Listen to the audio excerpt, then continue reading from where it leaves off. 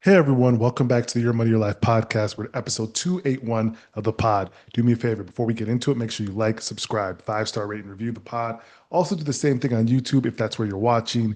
We actually have a lot of stories to get into today in the actual current news of the day, and also some good personal finance questions of the week that I thought that were really interesting. Let's first start with the market update. We have it right here pulled up on our screen to the YouTubers. The market update and what's been going on. It was a quiet last week, I would say.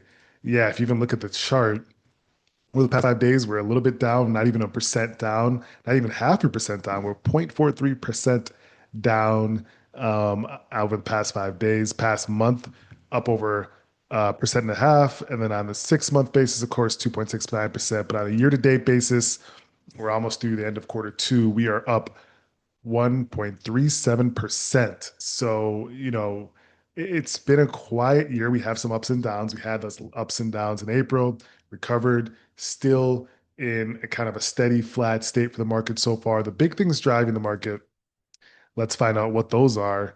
And to see right now, it's the Fed and the signal on rates. That's a big thing. And if we're going to cut rates or see if rates will be cut by the Federal Reserve, the central bank, they're going to decide if inflation has cooled enough they can cut rates, and that doesn't seem to be the case yet so far.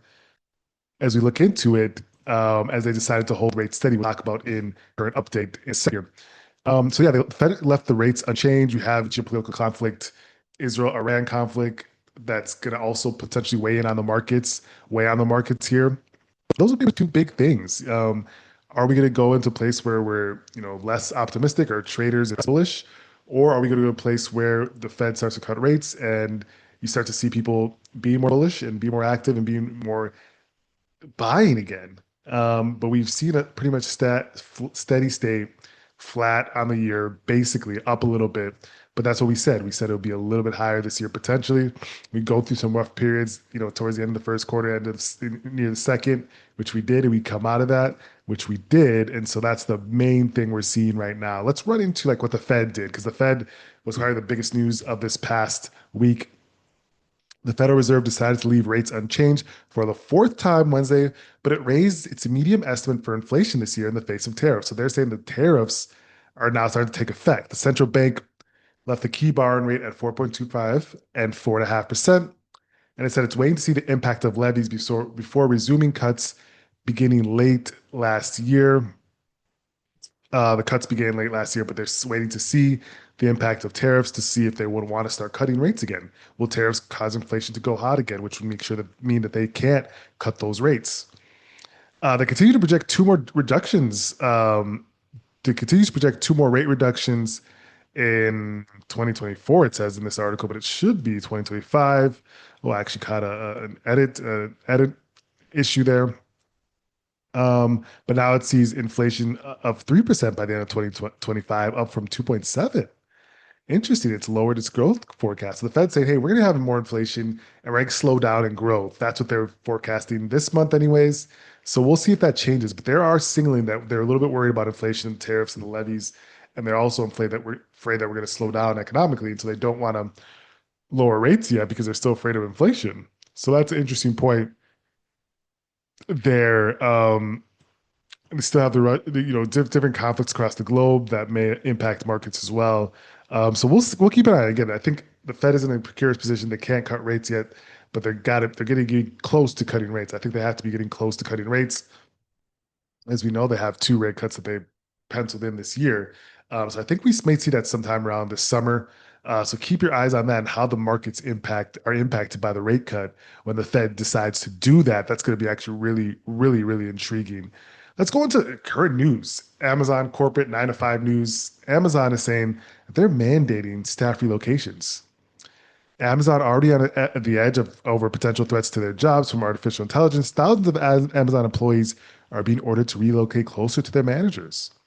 This often means moving to a hub like Seattle or Arlington or Virginia, rather than working out of a nearby satellite office, as many have done since Amazon required employees to return to the office. A spokesman said it's not a policy change, but an ongoing effort to help them be as effective as possible. That's a beast line. Help them be as effective as possible. We need you to be doing more work, so get your butt back to the office, is what they're saying. You guys aren't effective. You're watching TV. You're watching Love Island during 9 to 5 hours. You're working out. You're going for a walk. You know, I know this because I could do those things if I want because I don't import to Amazon or anyone. I don't watch TV during the 9 to 5 hours. Um, Not often, anyways.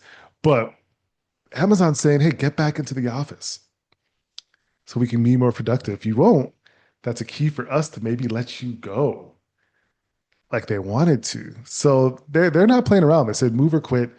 People that moved during the pandemic and thought the world was gonna just everyone go to remote, which probably looked to be the case during that time. We didn't know how long we were gonna be sitting in our house. Remember, sitting in your house, shelter in place, all those different things. Now you have to come back. What if they bought a house or they were in some sort of longer term lease? They got to come back. So that's an interesting move by Amazon. You see tech handle different ways. You know, Alphabet and Google have more of a hybrid flex culture. Other places do as well. You know, but you've seen some people have a different approach, and that's just the way companies want to run different ways. And you have to adapt to someone that's working in those companies. You have to adapt. So that's enough on Amazon, but quite an interesting story. I'm curious to see how those people handle that. This is a big story to me, probably the biggest story of the week. LA Lakers are going to be sold in a $10 billion deal, folks. The LA Lakers are going to be sold to the Guggenheim Partners CEO, Mark Walter. He is set to buy a majority stake in the Los Angeles Lakers from the Buss family in a deal that values the NBA franchise at around $10 billion. This is reported by multiple outlets. This is cited by anonymous sources. The deal was first reported by ESPN. Shams, he's the deal, the breaking news breaker. Can't beat that guy. He was the first to report the president had COVID many years back. He knows that his sources are crazy. I don't know how he got his sources. The deal first reported by ESPN will be the largest acquisition in U.S. professional sports history. It's topping the 6.1 billion sale of the rival Celtics. So Lakers and Celtics are rivals. Everyone knows that. I think they're the two most storied franchises in the NBA. Both have many champions. I think they're 1 and 2 in championships. The Lakers going for 10B. That's 4 more billion. That's a whole damn another team more. And the Celtics, who were sold for 6.1 billion at valuation in March. So we're seeing teams being bought and private equity money coming into this arena of professional sports, and the valuations are going OD out of control. The valuations are going crazy. But I get it. Lakers are an incredibly important franchise. They're probably one of the most. You got like the Lakers, Cowboys, and the Yankees, right? That's got to be it. That's like the three most important franchises domestically, and probably across the world, to be honest. The Buss family has owned the Lakers. So the Buss family has owned the Lakers since 1979. I think they said that Jerry Buss bought the Lakers for 67.9 million roughly, which is what's that 10? What's the return on that? This is an incredible return for the Buss family. They're going to cash out on their billions and go do whatever else they want to do. Well, there's their oyster. So that's kind of crazy. Really interesting story. Really intriguing. Of course, LeBron, Luca, the stars of the Lakers, now have a new owner in Mark Walter, majority owner, majority stake in the company. So that's really, really interesting news. We'll have to keep our eyes on it. I don't know how that changes anything, how Mark is going to try to run it versus how the Buss family ran it. I think it becomes more efficient, more cutthroat because you think about he comes from a fund background and finance background. He's thinking about how am I going to return and sell this for 20 billion in 20 years. That's what he's thinking. 20 years, crap, that 5, 10 years. So that's what their the move is here with this play, and it'll be quite interesting to keep our eyes on it. Let's move into Social Security. So Social Security, as we know, is really for us. We pay into it. You guys pay into it with your W-2 paychecks every paycheck, and everyone pays into it, even self-employed people. But it's really to give us that security later when you're retired. You get those payouts monthly, depending on how long you paid into it and different things of that nature. But the key Social Security trust funds could hit budget shortfalls sooner than expected. According to a report from the Social Security Board of Trustees, the combined funds covering old age and disability recipients will no longer have enough reserves to pay full benefits and administrative costs by 2034, a year earlier than previously projected. That would mean 80% of 81% of scheduled benefits will be payable at that point. That would mean only 81% of scheduled benefits would be payable at that point. So they would say that 19% of the scheduled benefits would not be payable in 2034 unless they make moves to bolster Social Security. Um, That's interesting. I mean, people talk about it a lot, like Social Security. They're worried about it.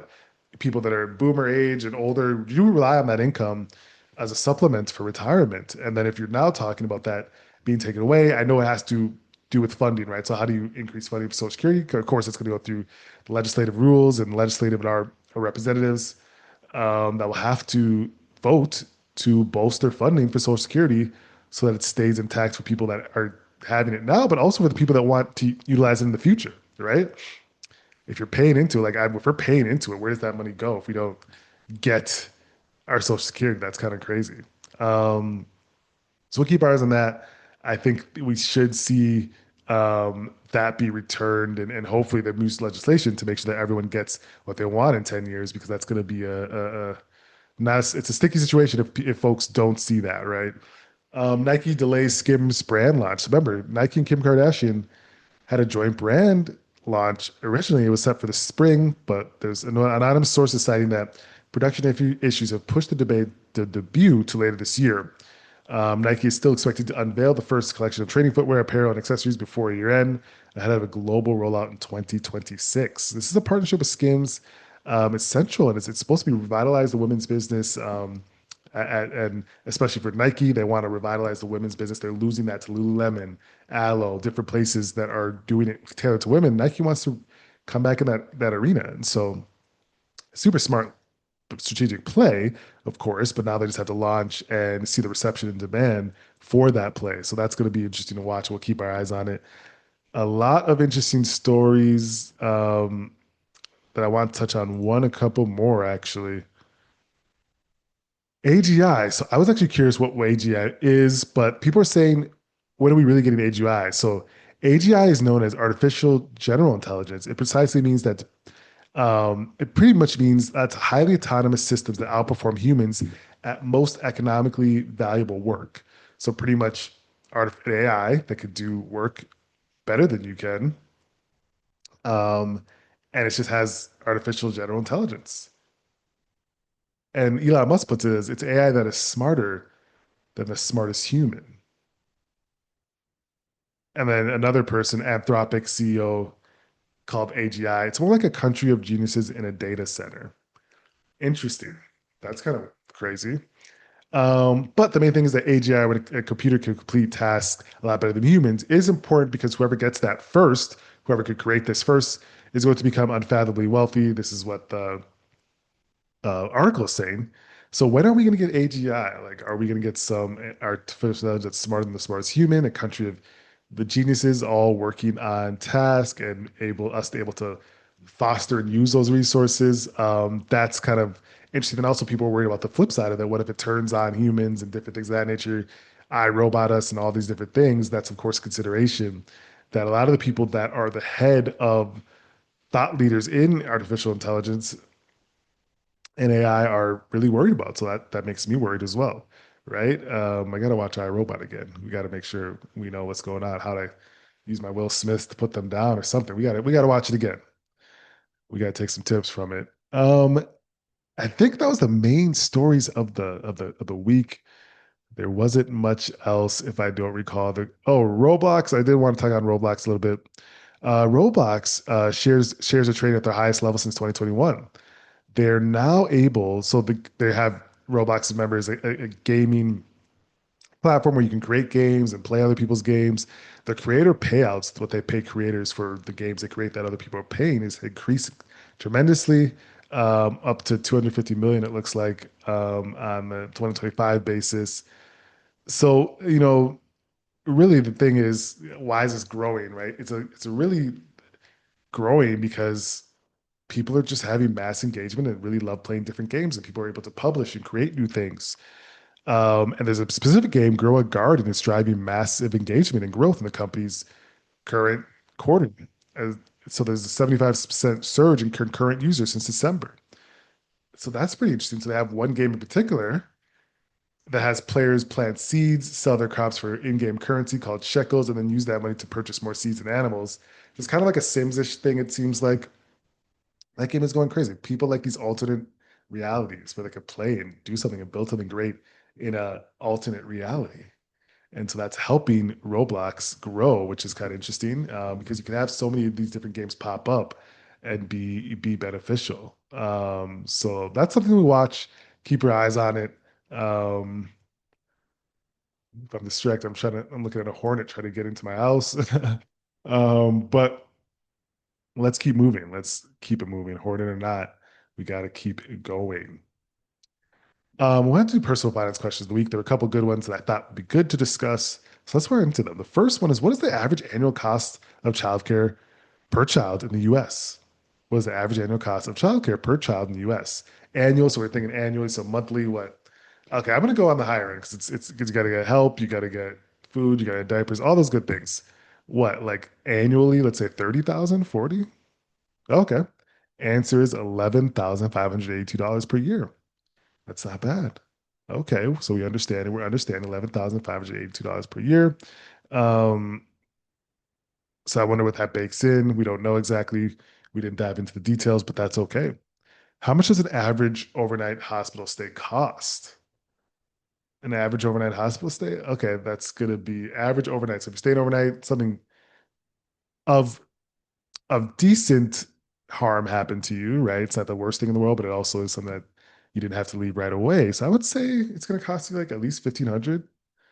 Oh, this one's way higher. A broken wrist without insurance can cost you an arm and a leg. Answer is about $11,700. This is according to data from the Agency of Healthcare Research and Quality. Most hospital stays hover around an average of 11,700 per stay. Wow. Okay. Interesting. Interesting. Got to make sure you have insurance for that. You got to make sure you have insurance for that. Well, folks, that was the Your Money Your Life podcast this week. Make sure you tune in every week because we do this every week. Like, subscribe, share with your family and friends. We will talk to you next week.